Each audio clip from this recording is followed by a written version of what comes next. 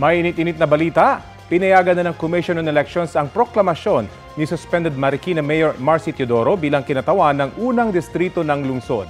Kinatigin ng COMELEC Anbanc ang motion for reconsideration ni Teodoro matapos kanselahin ng COMELEC First Division ang kanyang Certificate of Candidacy noong Disyembre dahil sa material misrepresentation.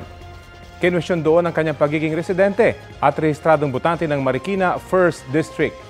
Batay sa desisyon ng Anbanc, bigo ang mga naghain ng petisyon laban kay Teodoro na patunayan na may masama siyang motibo sa paghahain niya ng COC. Kahit daw sinubukang magpalit ng address ni Teodoro sa 2nd District ng Marikina na kalaunay binawi niya, nanatili raw siyang residente ng 1st District. Batay yan sa kanyang mga government ID, pagbabayad ng mga public utility roon at affidavit ng mga barangay official at mga kapitbahay.